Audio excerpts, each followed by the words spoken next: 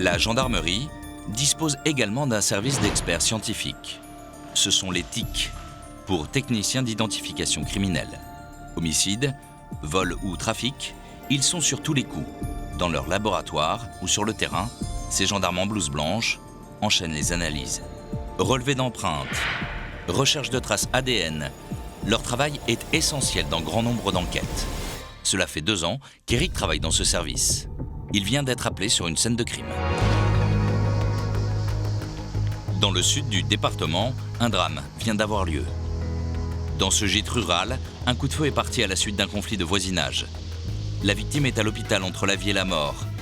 Le mis en cause est en garde à vue. Donc là, on est sur les lieux des faits.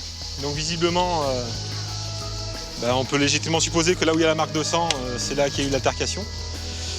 Donc on va voir un petit peu, on va procéder à quelques prises de vue, parce qu'on ne sait pas si ça a été fait, et puis on va procéder à quelques mesures, notamment entre la trace de sang et puis le domicile de l'auteur supposé des coups de feu. On va voir un petit peu ce qu'il y en est. Un des premiers gendarmes arrivés sur les lieux explique les faits aux experts. Il y a une première altercation qui a eu lieu, a priori sur le coup de 4h30, 7h du matin. Le serveur du gîte est âgé de 23 ans. Pour faire plaisir aux clients, il improvise une petite fête au bord de la piscine. Mais à 5h du matin, le bruit dérange le voisin. L'homme sort de chez lui, décidé à mettre un terme aux nuisances sonores. Il y avait du bruit, donc le mise en cause est venu. A demandé donc, à la victime de faire moins de bruit. Le serveur, probablement alcoolisé, se serait montré agressif. Une première altercation aurait éclaté et le voisin aurait poussé le jeune serveur dans la piscine. Mais l'histoire ne s'arrête pas là. Vexé, le serveur serait revenu à la charge quelques heures plus tard, déterminé à en découdre. Il aurait alors asséné un coup de poing au visage du voisin. Excédé par le coup qu'il venait de recevoir, l'homme serait rentré chez lui pour s'emparer d'une arme à feu. Il est sorti avec une arme, seconde altercation, et c'est durant cette altercation, donc un coup de feu est parti. Reste à déterminer maintenant pourquoi et comment ce coup de feu est parti. Nous, on est là maintenant pour voir où sont passés les faits, figer ce qui nous reste de scène, la numéroter, de façon à ce que sur les photos ça puisse ressortir. Et puis une fois qu'on a fait les photos, voir prendre quelques mesures entre le portillon, donc la limite de domicile et la scène, et après entre la limite de domicile et le domicile. Voilà. Le sang prélevé sera analysé afin de vérifier qu'il provient bien de la victime. Un travail minutieux et important, car toutes ces preuves vont servir aux enquêteurs et aux différentes parties lors du procès. C'est une rixe qui aura pu avoir peut-être que de petites conséquences corporelles, avec des coups, un hématome et tout. C'est sûr que lorsqu'il n'y a pas d'armes à proximité, pas d'armes chargées, pas d'armes dans la maison, on évite bien souvent ce genre de choses.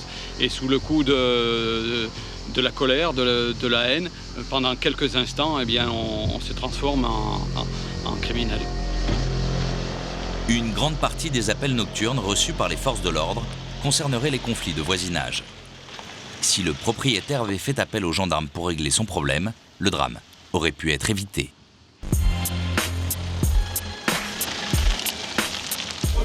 Pour Éric, il reste encore beaucoup à faire. Arrivés à la gendarmerie, les TIC poursuivent leurs expertises. Ils s'intéressent de très près aux mises en cause. L'homme est mesuré et photographié. Pour s'assurer qu'il s'agit bien du tireur, les gendarmes procèdent au test de rigueur. Alors là, nous prélevons par tamponnoir les résidus éventuels de poudre. Lorsqu'une personne utilise une arme à feu, des particules se déposent sur le tireur. Une arme à feu n'est jamais étanche. Le directeur d'enquête sur cette affaire, c'est lui. Bertrand est enquêteur à la brigade de recherche de Pierre Latte. Pour lui, si la déposition du mis en cause est exacte, cela peut tout changer. La victime aurait saisi le canon et donc, lui ayant le doigt sur la queue de détente, a déclenché le coup. Si cette version est plausible, ça veut dire que la victime tire le canon et recule pour lui arracher et à ce moment-là, déclenche le coup.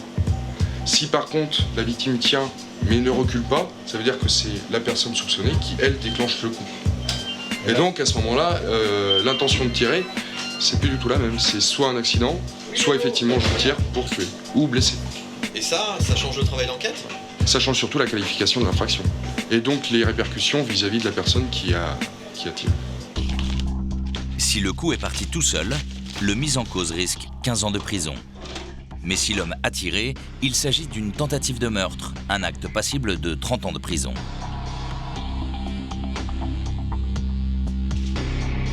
On nous a dit que c'était un tir, ce qu'on appelle à bout touchant, c'est-à-dire le bout du canon contre la victime. Eric ausculte l'arme du crime à la recherche du moindre indice. Pour trouver des preuves, l'éthique dispose de moyens spécifiques, comme cette lumière qui fait ressortir chaque trace de fluide corporel. Tout élément suspect fait l'objet d'un prélèvement ADN.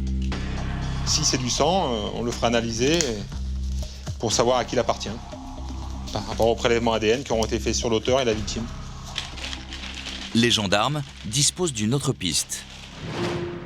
À Valence, au laboratoire d'éthique, Eric et son collègue inspectent le t-shirt de la victime.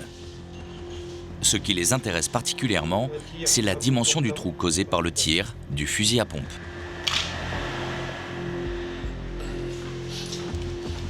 Tu as fait le t-shirt? Alors? Il y a la gerbe de plomb qui est là.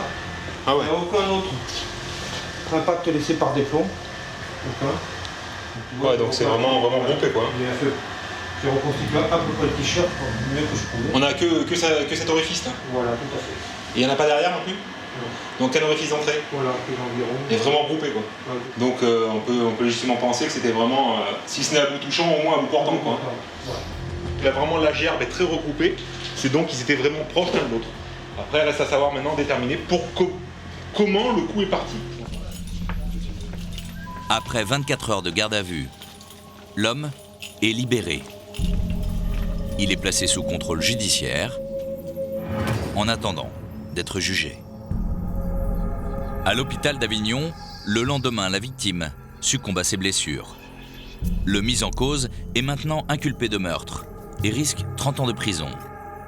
L'homme ne s'est pas représenté devant la justice. Il a pris la fuite. Il sera interpellé par les gendarmes quelques semaines plus tard. L'année dernière, la Drôme a totalisé 17 000 atteintes aux biens et les violences volontaires ont augmenté. Le PSIG, pour peloton de surveillance et d'intervention de la gendarmerie, lutte au quotidien contre cette criminalité. Entraînement régulier le jour, patrouille de nuit et intervention musclée au petit matin, les hommes du PSIG sont en permanence sur la brèche. La nuit est tombée. 22 h, début de patrouille pour les hommes du PSIG. Ce soir, une soirée dansante est organisée à Trémieux, un petit village proche de Romans. Plusieurs centaines de fêtards sont au rendez-vous. La soirée est un succès.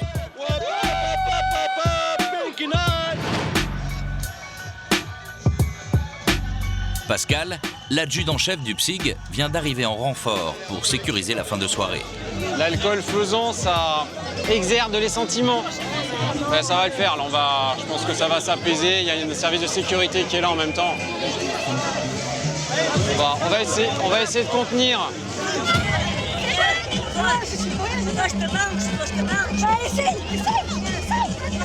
Deux jeunes un peu trop excités sont sur le point d'en venir aux mains. Pascal cherche à tempérer la situation. Mais les esprits s'échauffent. Un peu partout, des échauffourées éclatent. On reste ensemble groupés. Pour que la soirée ne tourne pas à la bagarre générale, à plusieurs reprises, les gendarmes vont devoir s'interposer.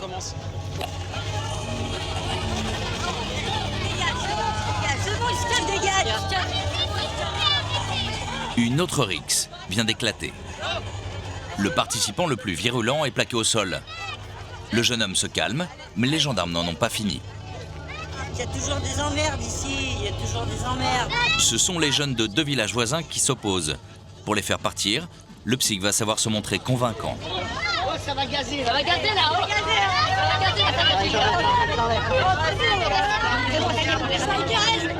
Ça va bien se passer, on est là pour ça. Pour éviter qu'il y ait des soucis comme les années précédentes. J'ai mes soucis là. Je pense que c'est rentré dans l'ordre. Voilà, on va les accompagner gentiment, leur donner les bons conseils et ça va bien se terminer.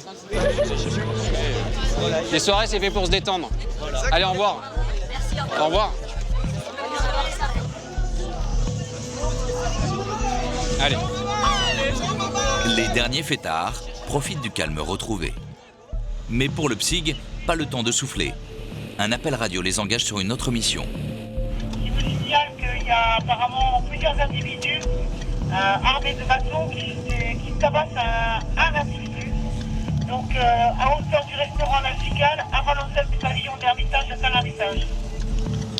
C'est reçu, on y va tout de suite. Tu nous envoies la fiche sur le 190.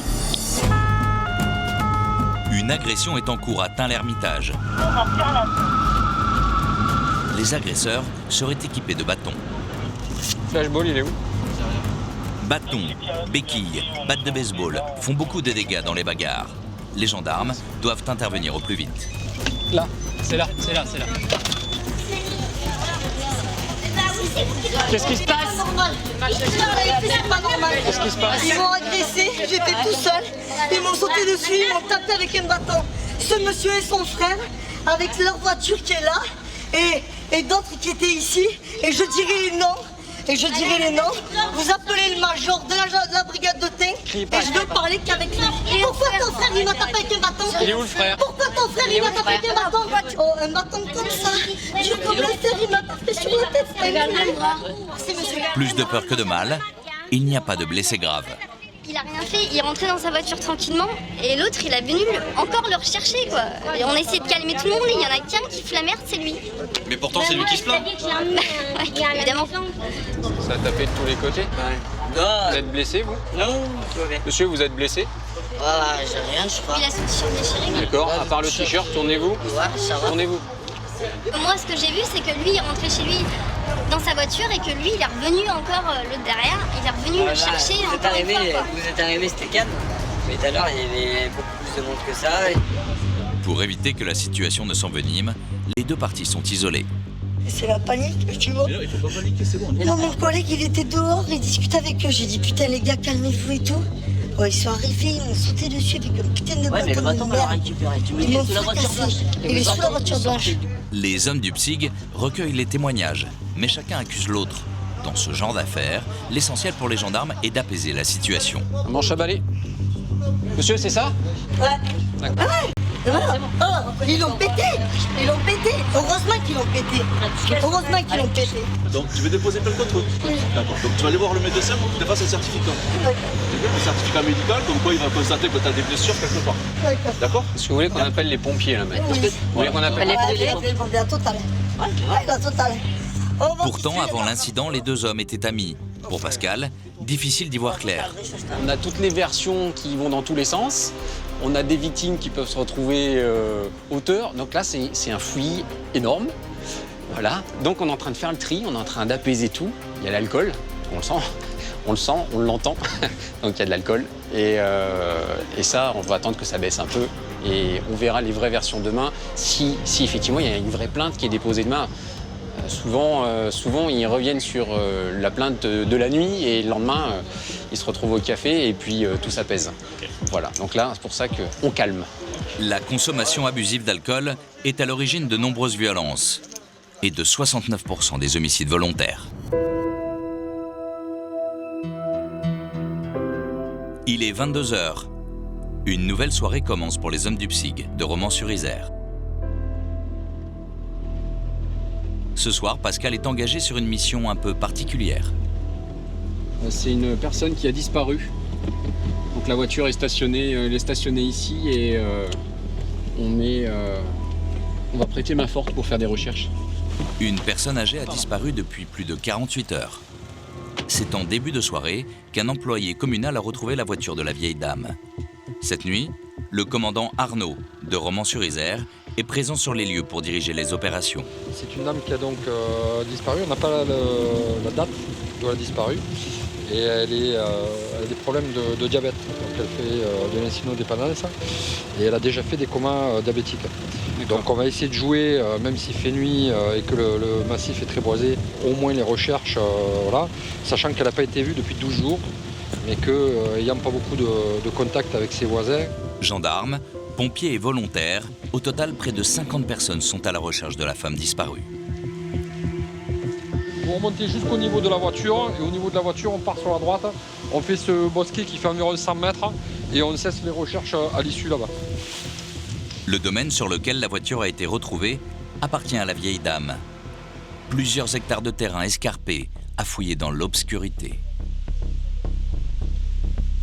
Pour Pascal, la mission s'annonce compliquée. Ça change un peu de mission, ça fait partie de nos missions, les recherches de personnes. Et effectivement, de nuit, là, on est sur un terrain un peu boisé. Donc voilà, c'est aussi notre métier. Le secours à personne, on n'est pas forcément non plus que sur le répressif, on est aussi pour aider les gens. Les recherches vont durer une bonne partie de la nuit, mais malheureusement sans résultat. Rendez-vous est pris le lendemain matin, à la première heure.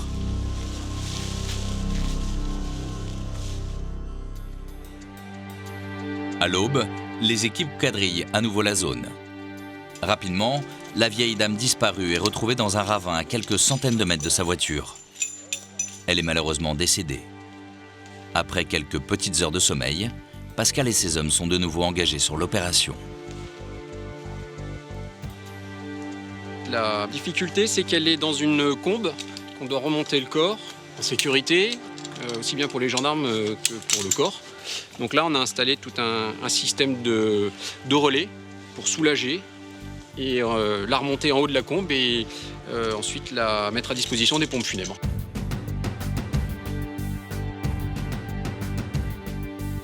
Plusieurs gendarmes des brigades territoriales voisines ont été appelés en renfort pour remonter le corps. Pour ces jeunes gendarmes, la mission est éprouvante.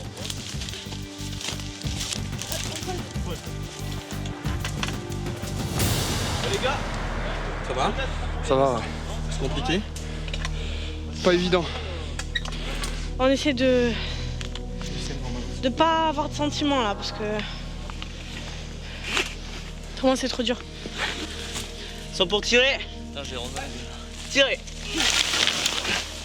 Tirez! Voilà.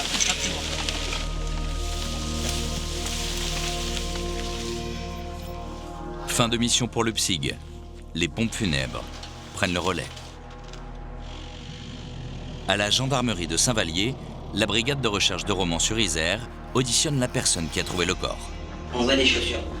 Mais il me dit, et elles sont où? Donc on s'est décalé. Et c'est en voulant lui montrer les indices que j'ai aperçu à ce moment-là le corps. Et j'ai dit, regardez, le corps, il est là-bas. L'enquête révélera que la vieille dame souffrait de dépression. Les constatations d'éthique écartent l'hypothèse d'un meurtre. On remarque que le passage d'une seule personne, il y a une forte déclivité sur le terrain et la trace de chute montre qu'une seule personne a chuté là et qu'il n'y a pas de traces annexes avec celle-ci. Donc il n'y a vraiment qu'une personne qui est passée. Les tiques ont fait une autre découverte. Les vêtements ont été disposés avec soin. Il semble que la vieille dame se soit déshabillée avant de se donner la mort. En France, chaque année, 3000 personnes de plus de 65 ans mettent fin à leur jour. Au cœur du dispositif de la gendarmerie, les BT jouent un rôle prépondérant. BT pour brigade territoriale. Présente sur l'ensemble du territoire, elle bénéficie d'un atout majeur, la proximité avec la population. Chaque village, bourgade ou lieu-dit est rattaché à une brigade. Cyril est adjudant-chef de la BT de Tain-l'Hermitage. Il effectue 2 patrouilles quotidiennes pour conserver un lien privilégié avec la population et sécuriser les environs. Au niveau des parkings, c'est surtout des vols à la roulotte ou des larcins de ce type. Mais bon, après aussi, on peut tomber sur éventuellement, en restant à proximité, des braquages en cours ou autres, de toute façon. Ça vous est déjà arrivé? Oui, ça m'est déjà arrivé, oui. C'est pas parce que le magasin est ouvert avec des clients à l'intérieur que ça empêche les braquages, à toute heure du jour. Il n'y a pas de souci, ça les empêche pas.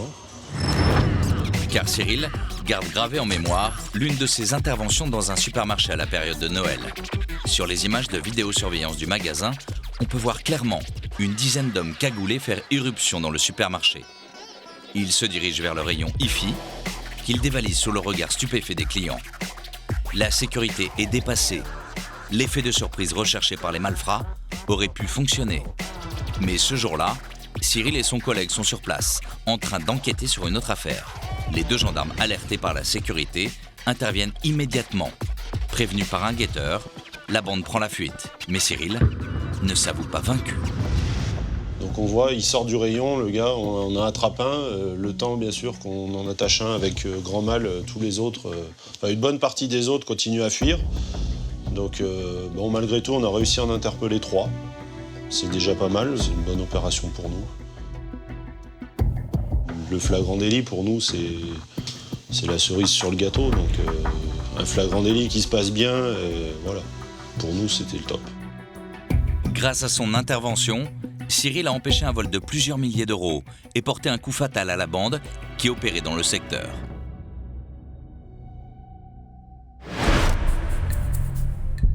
Mais le phénomène qui préoccupe Cyril en ce moment, c'est la recrudescence des vols de véhicules dans la Drôme. On vient justement de lui signaler la présence d'une voiture abandonnée sur les bords de l'Isère. Elle est là, ta 106. La voiture a été volée il y a quelques heures et les malfaiteurs viennent tout juste de s'en débarrasser. En l'espace de 2 jours, on est à 3 voitures calcinées, plus celle-là. En ce moment, c'est une mauvaise période. En l'absence de flagrant délit, Cyril n'a plus qu'à prendre contact avec la propriétaire pour qu'elle vienne récupérer son véhicule. Oui, bonjour, c'est adjudant-chef Bourbon de la gendarmerie de Tain-l'Hermitage. Je me permets de vous appeler parce qu'on a retrouvé votre véhicule, certes en pas bon état, mais on l'a retrouvé quand même. Ah oui, là, à mon avis, vu comme elle est, ça va être dur de la faire réparer. Moins d'une demi-heure plus tard, la victime arrive sur les lieux. Bonjour madame, c'est moi que vous venez d'avoir au téléphone. Bonjour. Venez voir, je vous laisse me suivre. La conductrice a de faibles revenus. Sa voiture lui servait à se rendre au travail tous les matins, un bien vital sur lequel elle ne va plus pouvoir compter.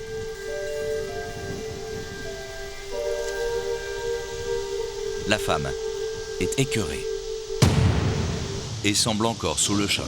Est-ce que vous pouvez venir avec nous montrer ce qui est à vous ou pas dedans? Vous aviez des affaires dedans? Est-ce que le sac qui est au pied là-bas est à vous? Touchez pas trop la voiture. Pour les gendarmes, le travail d'enquête commence. Cyril se lance à la recherche d'indices permettant de retrouver les voleurs. J'ai réparé il n'y a pas longtemps, elle était impeccable. J'y tenais sentimentalement.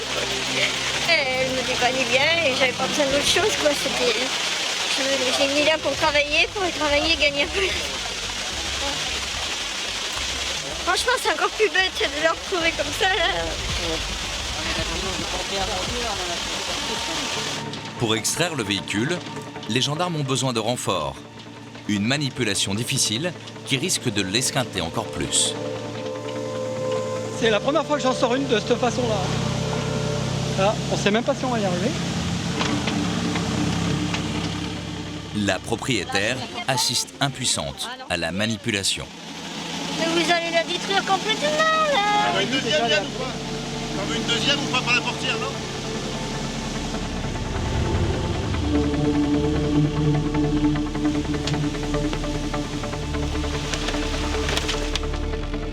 Après diagnostic, les frais de réparation dépasseront la valeur de la voiture. Une perte sèche pour la victime. De faibles revenus, peu d'économies, elle va certainement devoir s'endetter pour acheter une nouvelle voiture.